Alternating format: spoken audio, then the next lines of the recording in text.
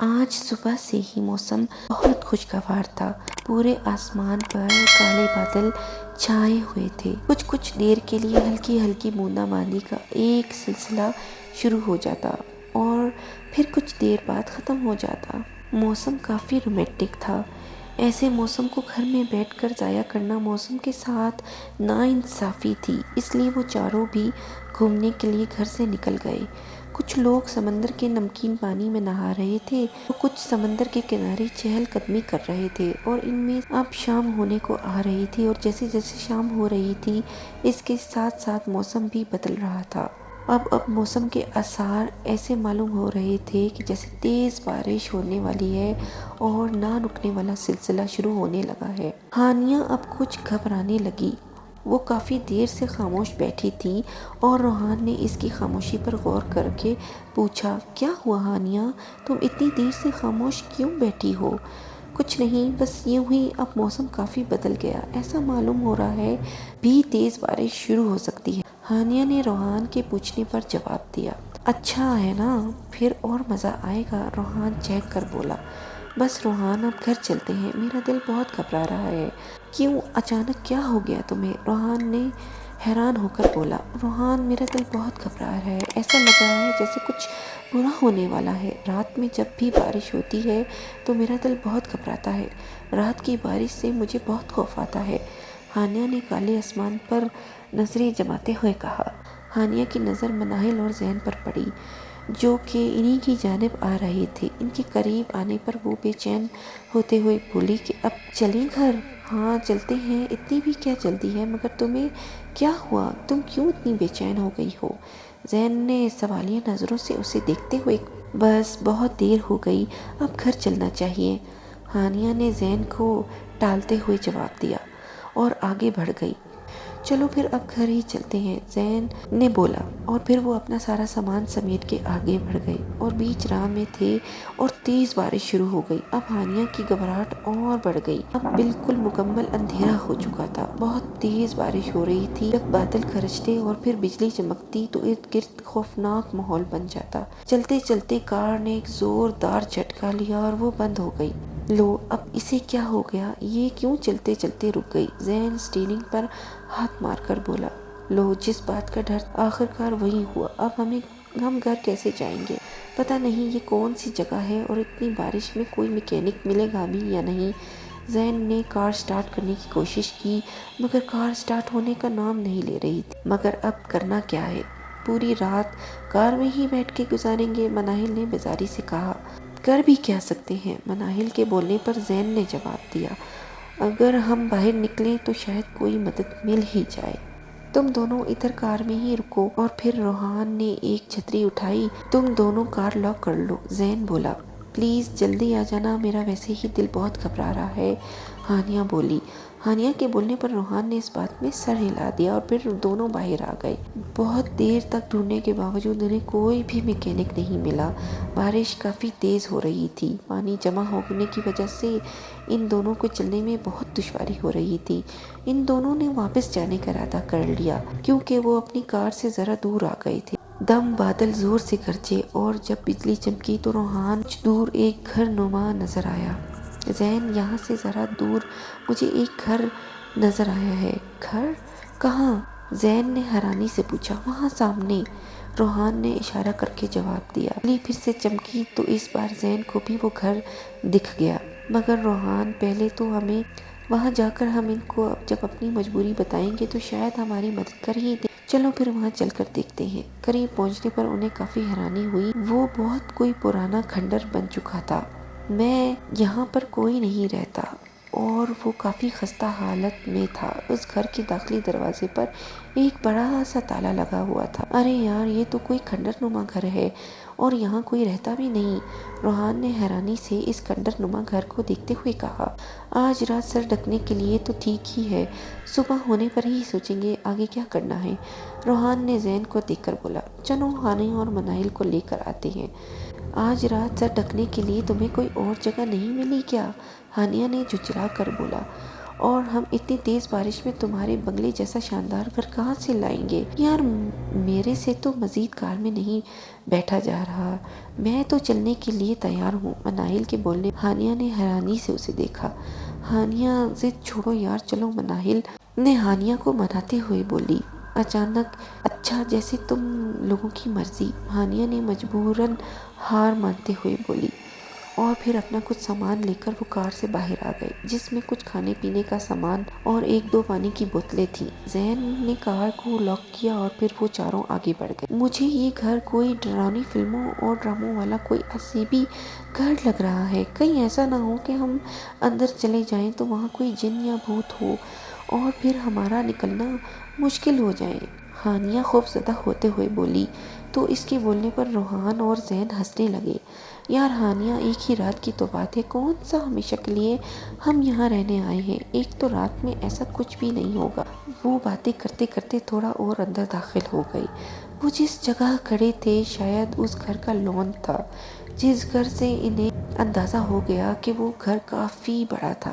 یار اس گھر کی حالت دیکھ کر تو یہ اندازہ ہوتا ہے کہ یہ گھر کافی لمبے عرصے سے بند ہے، اور شاید اس کی کھنڈر بننے کی وجہ یہی رہی ہوگی۔ روحان نے ارد گرد کا اپنی نظریں گھماتے ہوئے بولا، اس اندھیرے میں تو ادھر سے ہو کر آتا ہوں، روحان پلیز جلدی آنا اور سنبھل کر رہنا۔ ہانیہ نے روحان کو تاکا۔ ارے ہاں بھائی، جلدی ہی آؤں گا، اور میری فکر مت کر، مجھے کچھ نہیں ہوگا۔ روحان کو کافی ایسا سامان مل گیا تھا جو آگ میں جلانے کے لیے کام آ سکتا تھا، مگر روحان کو اب سمجھ نہیں آ رہی تھی کہ وہ اپنے دوستوں تک کیسے پہنچے، کیونکہ گھر اندر سے کافی بڑا تھا اور روحان راستہ بھول گیا تھا، اس لیے روحان کافی دیر سے پھر رہا تھی۔ روحان اپنی ہی دھن میں مگن چلتا رہا کہ اچانک روحان کو اپنے پیچھے کسی کے ہونے کی آہٹ محسوس ہوئی، اور جب اس نے پیچھے پلٹ کر دیکھا تو کوئی بھی موجود نہیں تھا۔ روحان سمجھا کہ شاید اس کا دوست اس کے ساتھ کوئی شرارت کر رہا ہے۔ روحان کو اپنے پیچھے کسی کے ہونے کا احساس پھر سے دوبارہ ہوا۔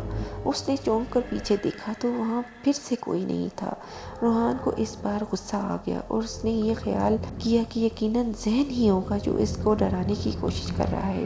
اس بار دیکھ لوں تمہیں زین، روحان نے دل میں بولا اور آگے بڑھ گیا۔ تیسری بار جب پھر ایسا ہوا تو روحان نے غصے میں پیچھے مڑ کر بولا، بہت ہو گیا، مگر اس بار جب روحان نے اپنے پیچھے دیکھا تو اس کے اوزان قطع ہو گئے۔ اس بار اس کے پیچھے ایک خوفناک عفریت کھڑی تھی، جس کے کالے لمبے بال کندھوں کے آگے آئے ہوئے تھے اور چہرے پر بہت جھریاں تھیں۔ اس کے منہ سے باہر نکلی ہوئی لمبی زبان سانپ کی پھن جیسی لہرا رہی تھی، اور لال دہکتی ہوئی آنکھوں سے وہ روحان کو گھور رہی تھی۔ وہ نہایت ہی خوفناک شکل کی چڑیل تھی، جس کے ارادے کچھ ٹھیک معلوم نہیں ہو رہے تھے۔ اسے دیکھ کر روحان کے جسم پر کپکپی طاری ہو گئی، اور روحان سب کچھ چھوڑ چھاڑ کر اپنی پوری طاقت کے ساتھ دوڑنے لگا۔ بھاگنے کے دوران روحان کا پیر کسی چیز سے ٹکرایا اور وہ دھڑام سے گر گیا۔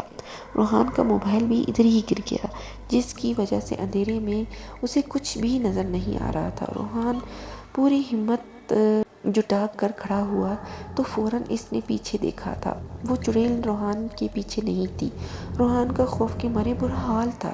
جب روحان کے اوزان بحال ہوئے تو اس نے آگے مڑ کر دیکھا تھا تو کالے سیاہ اندھیرے میں اس کو 2 دہکتے ہوئے انگارے نظر آئے۔ وہ چڑیل روحان کے سامنے کھڑی تھی۔ روحان جیسے ہی بھاگنے کی کوشش کی، اس بار اس چڑیل نے روحان کو بھاگنے کا موقع ہی نہیں دیا اور روحان کی جانب تیزی سے دوڑ لگا کر وہاں روحان کی گردن قابو کر کے اپنی گرفت میں لے لی۔ اپنے نوکیلے دانت اس کی گردن میں گاڑ دیے اور روحان کا خون پینے لگی۔ روحان کے منہ سے درد بھری چیخ باہر آئی۔ روحان اس کی گرفت میں بہت مچل رہا تھا اور خود کو اس کی گرفت سے آزاد کرانے کی کوشش کر رہا تھا، مگر بار بار ناکام ہو رہا تھا، اور پھر ایسا کرتے کرتے روحان نے دم توڑ دیا۔ روحان کے خون پینے کے بعد اس نے روحان کا دل نکالا اور اس کو دل چبانے لگی۔ اس کا دل کھانے کے بعد وہ روحان کے مردہ جسم کے بعض حصوں سے گوشت نوچنے لگی اور کھانے لگی۔ اس نے اپنا ہاتھ روکا اور روحان کے مردہ جسم کو دیکھ کر بولی کہ کئی عرصے سے مجھے انسانی خون اور اس کا ماंس میسر آیا نہیں تھا۔ بہت عرصے میں بھوکی اور پیاسی تھی، اور پھر ہنسنے لگی اور روحان کے جسم کو نوچنے لگی۔ ہانیہ کا اندازہ بالکل ٹھیک تھا۔ یہ گھر جو اب کھنڈر بن چکا تھا، اب وہ ایک چڑیل کا مسکن بن چکا تھا۔ وہ تینوں بہت بڑی مصیبت میں پڑ چکے تھے۔ وہ مصیبت اب انہی کی جانب آنے والی تھی جس سے وہ انجان روحان کی واپسی کا انتظار کر رہے تھے۔ روحان کو گئے ہوئے کافی دیر ہو گئی، کہیں ایسا نہ ہو کہ کسی مصیبت میں ہو۔ ہانیہ نے گھبراتے ہوئے بولا۔ تم بالکل ٹھیک بول رہی ہو ہانیہ، روحان کو گئے ہوئے کافی دیر ہو گئی، وہ ابھی تک نہیں آیا، یقیناً کسی مصیبت میں ہوگا۔ ہانیہ کے بولنے پر اتفاق کیا ذہن، ہمیں اندر چل کر دیکھنا ہوگا کہ روحان ابھی تک کیوں نہیں آیا۔ ایسا کرتے ہیں کہ سامان کو ادھر ہی چھوڑ دیتے ہیں اور ہم اندر چلتے ہیں۔ اور وہ تینوں آگے بڑھ گئے۔ جب وہ تینوں روحان کو ڈھونڈتے رہے تو مناہل کو ایک روشنی نظر اور پھر وہ اس کی جانب بڑھ گئے۔ ذہن نے غور کیا تو وہ روحان کا موبائل تھا۔ یہ تو یوں ہی گردنواں روحان کو جب وہ تینوں تلاش کرتے رہے تو ذہن کی نظر ایک جگہ پڑ گئی، اور جب اس نے غور کیا تو معلوم ہوا کہ وہ کسی کا بے حرکت وجود۔ ذہن نے اسی کی جانب اپنے قدم بڑھا دیے تو ہانیہ اور مناہل بھی اس کی جانب تینوں قریب آ گئے تو وہ روحان کے خون میں بھری لاش دیکھ کر ان کی حالت ایسی تھی کہ کاٹو تو لہو نہ نکلے۔ روحان کو کیا ہوا؟ اس کا یہ حال کس نے کیا؟ مناہل خوفزدہ ہو کر روتے ہوئے بولی۔ میں نے کہا تھا نا کہ یہ کھنڈر کچھ ٹھیک نہیں لگ رہا، مگر تم نے میری بات نہیں مانی، اور اب جو کچھ بھی ہے یہاں، اس نے روحان کو مار ڈالا ہے۔ اب یہ ہماری بھی جان خطرے میں ہے۔ اب ہم بھی زندہ نہیں بچیں گے، ہم بھی مارے جائیں گے۔ یہاں سے نکلیں گے کیسے؟ ہانیہ ہوا سے باختہ ہو گئی اور روتے ہوئے خوف کے مارے بولتی بند ہو گئی اور روحان کے مردہ جسم کو گھور رہا تھا۔ روحان کے دل کی جگہ دل غائب اور جسم کے بعض حصوں سے گوشت غائب تھا، پورا جسم خون آلود۔ روحان کے مردہ جسم کو دیکھ کر وہ تینوں خوفزدہ ہو گئے تھے۔ ذہن، ہمیں یہاں سے جلد از جلد نکلنے کی کوشش کرنی ہوگی ورنہ ہم بھی مارے جائیں گے۔ رہے تھے کہ کسی کے غرانے کی آواز ان کی سماعتوں میں آئی۔ ذہن نے اپنے موبائل کا رخ اپنے پیچھے کیا جس کی فلیش لائٹ آن تھی۔ وہ خونی چڑیل ان کے پیچھے ہی کھڑی تھی۔ اس چڑیل کو دیکھ کر وہ تینوں تھر تھر کانپنے لگے اور خونی نظروں سے ان تینوں کو دیکھتے ہوئے بولی، یہ حال تم لوگوں کا بھی ہوگا، کوئی بھی زندہ نہیں بچے گا۔ اور پھر وہ شیطانی ہنسنے وہ چڑیل آگے بڑھ کر کچھ کرتی اس سے پہلے ان تینوں نے دوڑ لگا دی۔ بھاگنے کے دوران مناہل کا پیر مڑ گیا اور وہ منہ کے بل گر گئی۔ مناہل نے ذہن اور ہانیہ کو اپنی مدد کے لیے آواز دی مگر اس کی آواز ان دونوں تک نہیں پہنچ پائی۔ مناہل کے پیر میں موچ آ گئی۔ مناہل کو دیکھ کر اس کے منہ سے ایک خوفناک قہقہ گونجا اور پھر مناہل پر حملہ کر دیا۔ مناہل کا بھی اس چڑیل نے روحان والا حشر کیا اور اس کا خون بھی پی چکی تھی اور اس کا دل بھی نکال کر کھا چکی تھی۔ اب وہ اس کے جسم سے ماंس نوچنے لگی تھی۔ ذہن کو تھوڑا اندازہ تھا، اس لیے وہ واپس وہیں آ گئے جہاں وہ پہلے تھے۔ جب مناہل ارد گرد نظر نہیں آئی تو مناہل کہاں ہے؟ وہ تو میرے پیچھے ہی تھی، ہانیہ خوف سے روتے ہوئے بولی۔ ہانیہ خوفزدہ ہوتے ہوئے بولی تھی، ہمیں واپس اندر جانا ہوگا مناہل کو ڈھونڈنے کے لیے، ورنہ وہ چڑیل اسے بھی مار۔ کوئی فائدہ نہیں اب اس لڑکی کو ڈھونڈنے کا، وہ میرا شکار بن چکی ہے اور اب تم دونوں میں سے کسی ایک کی باری ہے۔ وہ چڑیل کہیں موجود تھی، نہ جانے کہاں نامعلوم کھنڈر کے کسی کونے سے اس کی آواز آ رہی تھی۔ اس کھنڈر کا داخلی دروازہ قریب ہی تھا، اس لیے وہ دونوں واپس وہیں کھولنا چاہا تو وہ دروازہ کسی طرح بند تھا جیسے کبھی کھلا ہی نہ ہو۔ یہ دروازہ کھل کیوں نہیں رہا؟ ذہن نے دروازے کے ساتھ زور زمائی کرتے ہوئے بولا۔ ذہن نے بہت زور زمائش کی مگر وہ دروازہ نہیں کھلا۔ اب ہم کیا کریں گے؟ یہ دروازہ تو کھل ہی نہیں رہا، اب ہم زندہ نہیں بچیں گے، وہ چڑیل ہمیں بھی مار ڈالے گی، ہانیہ نے ہوا سے باختہ ہوتے ہوئے بولا۔ ہوش نمودار ہوئی جو کہ ان دونوں سے تھوڑا ہی دور۔ اس کی خونی نظریں ذہن اور ہانیہ پر ہی تھیں اور ہنسنے لگی اور پھر بولی، ہاتھ آئے شکار کو میں اپنے ہاتھوں سے اتنی آسانی سے جانے دوں گی؟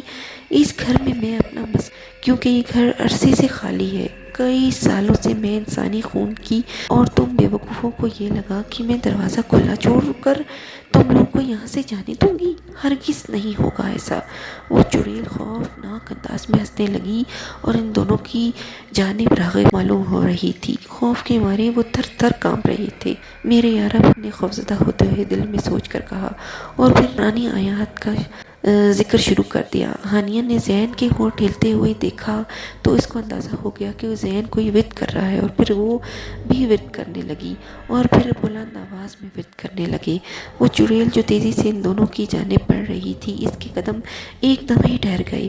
اب وہ خونی چڑیل گھبرانے لگی اور اس نے اپنی لرزتی ہوئی آواز میں چیخ کر بولی، چپ ہو جاؤ، خاموش ہو جاؤ۔ زین اور ہانیہ نے ایک دوسرے کا ہاتھ مضبوطی سے ورد جاری۔ اس چڑیل سے کھڑا رہنا دشوار ہو رہا تھا اور غائب ہو گئی۔ اس چڑیل کے غائب ہونے پر وہ حیران تھے، مگر اب وہ دونوں محفوظ کے جانے پر ان دونوں نے خدا کا شکر ادا کیا۔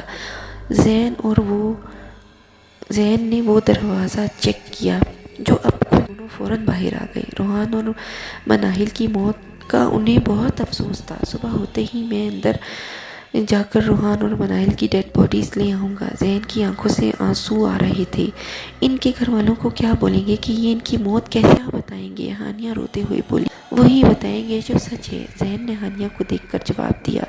زین نے چلتے چلتے رک کر پیچھے مڑ کر اس خنڈر کو دیکھا اور افسوس کیا کہ اگر وہ ہانیہ کی بات مان لیتے اور اس خنڈر کے اندر نہیں جاتے تو روحان اور مناہل زندہ ہوتے، مگر آج تک موت کسی کی ٹلی ہے۔ وہ دونوں اپنی کار میں آ کر بیٹھ گئے اور صبح ہونے کا انتظار کرنے لگے۔